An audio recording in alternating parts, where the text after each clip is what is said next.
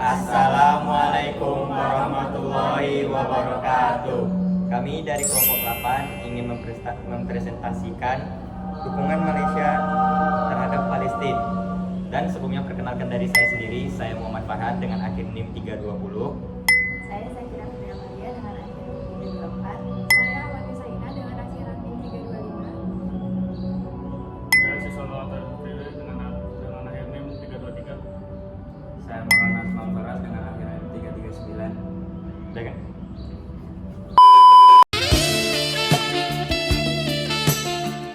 Baiklah, kita akan langsung memulai pembahasannya dan kita mulai dari awal latar belakang. Malaysia adalah negara federal di Asia Tenggara yang terdiri dari 13 negara bagian dan satu wilayah federal. Malaysia mendeklarasikan diri sebagai negara merdeka setelah dijajah Inggris pada 31 Agustus 1957. Nama Malaysia diadopsi pada Inggris tahun 1963 ketika Federal Malay, Sabah, Sarawak, dan Singapura bergabung. Kebijakan luar negeri Malaysia terhadap Palestina menunjukkan sikap tegas terhadap perjuangan Palestina untuk mencapai kebebasan dan hak asasi manusia. Jarak geografis dari zona konflik memungkinkan Malaysia mempertahankan posisi teguh dalam mendukung Palestina. National power. National power adalah suatu kemampuan negara untuk memengaruhi negara lain atau peristiwa politik dengan menggunakan militer, ekonomi, ataupun politik. Malaysia dengan negara dengan kekuatan militer tingkat 41 dari 145 negara dengan tinjauan Global Fire Power.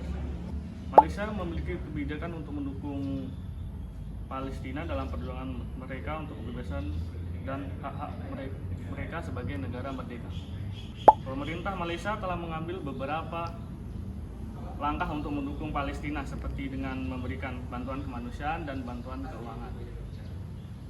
Malaysia juga menyatakan komitmennya secara langsung untuk mendukung perjuangan dan hak-hak Palestina melalui Perdana Menteri mereka yang secara langsung menelpon pejabat senior Hamas untuk menyatakan komitmennya. Rasional aktor model. Nah, yang pertama ini ada realisme. Realisme di sini Malaysia ini telah mendukung Palestina untuk memperjuangkan hak-hak dan kebebasan negara Palestina, termasuk untuk mendukung negara Palestina melawan penduduk Israel di wilayah Palestina sendiri. Kemudian yang kedua ada konsep rasional aktor.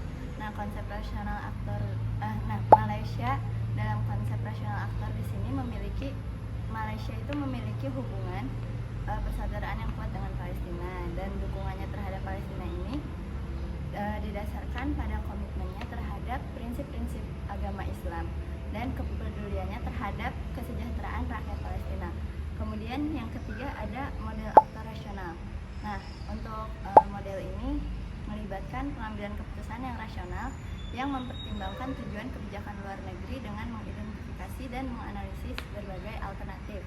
Seperti slide selanjutnya di mana terdapat contoh aplikasi model kebijakan Malaysia dalam dukungan Palestina. Yang bisa kita lihat di sini ada kontribusi dalam hal ekonomi dan peningkatan kapasitas militer. Nah, untuk yang kontribusi dalam hal ekonomi ini, benefits yang didapat itu dapat memberikan tekanan signifikan terhadap ekonomi Israel. Kemudian poin B-nya ada memperkuat solidaritas internasional terhadap Palestina.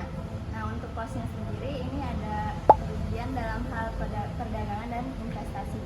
Yang poin B-nya itu memperburuk hubungan bilateral dan kerjasama di bidang ekonomi. Kemudian selanjutnya,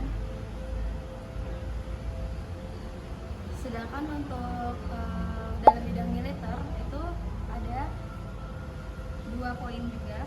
Yang pertama itu ada benefitsnya di 2 poin. Yang pertama itu ada mengurangi potensi ancaman terhadap keamanan nasional, dan yang kedua itu ada memperkuat posisi Malaysia dalam menjaga stabilitas dan perdamaian di Asia Tenggara.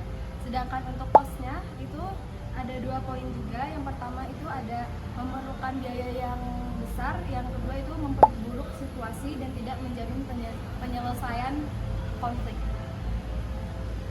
Kemudian konklusinya itu kami memilih alternatif A karena alternatif A itu menurut kelompok kami adalah pilihan yang terbaik karena memiliki risiko yang lebih rendah daripada poin B, daripada alternatif B. Nah, karena dengan dana ekonominya ini juga kan pasti disalurkan secara transparan untuk proyek-proyek yang ada di Palestina. Selanjutnya, di sini saya akan menjelaskan tentang faktor yang mempengaruhi kebijakan luar negeri negara Malaysia. Nah, kebijakan keputusan luar negeri negara Malaysia ini juga dipengaruhi oleh beberapa faktor, yaitu ada faktor internal dan faktor eksternal. Untuk faktor internalnya lagi dibagi kurang lebih menjadi 3 poin. Yang pertama itu ada faktor agama, yang kedua itu ada faktor kepemimpinan Malaysia yang idiosinkratik, yang ketiga itu ada kepentingan nasional. Yang kedua, faktor yang mempengaruhi keputusan luar negeri Malaysia ini sendiri itu ada dari faktor eksternal. Yang pertama itu adanya kurangnya dukungan dari kekuatan yang besar seperti negara-negara yang mempunyai kekuatan besar di dunia. Yang kedua itu ada apartheid Israel, yang ketiga ada kemanusiaan dan keadilan, yang dimana masalah di Malaysia ini menyentuh prinsip-prinsip kemanusiaan dan keadilan yang penting bagi negara Malaysia itu sendiri. Sekian dari saya. Nah, di sini saya akan menjelaskan tentang dampak kebijakan terhadap situasi internasional atau domestik. Dampak ini dibagi menjadi 3, tapi dampak-dampak tersebut dibagi lagi menjadi beberapa contoh. Contohnya, dampak biasa dapat mempererat hubungan antara Malaysia dengan Palestina. Yang kedua, dapat membantu meningkatkan kesadaran terhadap perjuangan yang ada di Palestina. Yang ketiga, dukungan Malaysia telah memberikan tekanan kepada Israel terhadap serangannya kepada Palestina. Nah, yang kedua, dampak jangka panjang. Dampak jangka panjang ini juga dibagi menjadi beberapa contoh. Yang pertama, dapat memperkuat hubungan Malaysia dengan negara-negara yang mendukung Malaysia.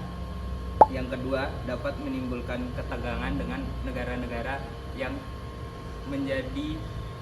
mendukung Israel. Yang ketiga, dukungan Malaysia terhadap Palestina dapat meningkatkan pengaruhnya di dunia muslim dan meningkatkan reputasi sebagai pejuang HAM dan keadilan. Nah, yang terakhir ada efek domino. Efek domino ini juga dibagi menjadi beberapa contoh. Yang pertama, efek domino dari diplomasi internasional. Tindakan Malaysia ini dapat memicu reaksi dari negara-negara internasional, baik yang mendukung atau yang menentang kebijakan tersebut. Nah, yang kedua ada opini publik internasional. Kebijakan ini bisa mempengaruhi pandangan di dunia terhadap negara Malaysia. Yang ketiga, hubungan bilateral. Hubungan bilateral Malaysia ini dengan negara-negara tertentu bisa terpengaruh, terutama jika negara tersebut memiliki pandangan yang berbeda terkait konflik Israel-Palestina ini. Dan terakhir, bagian kesimpulan. Malaysia telah memainkan peran penting dalam mendukung Palestina baik secara politik maupun kemanusiaan. Dukungan Malaysia terhadap Palestina telah menjadi bagian integral dari kebijakan luar negerinya yang tercermin dalam hubungan diplomatiknya, bantuan kemanusiaan, dan komitmen politik. Secara internasional, dukungan Malaysia terhadap Palestina telah memperkuat hubungan dengan negara-negara mayoritas muslim dan dapat perhatian global. Dampak jangka panjangnya bisa merubah dinamika hubungan internasional, opini publik, hubungan bilateral, dan juga dapat mempengaruhi stabilitas politik serta ekonomi di dalam negeri.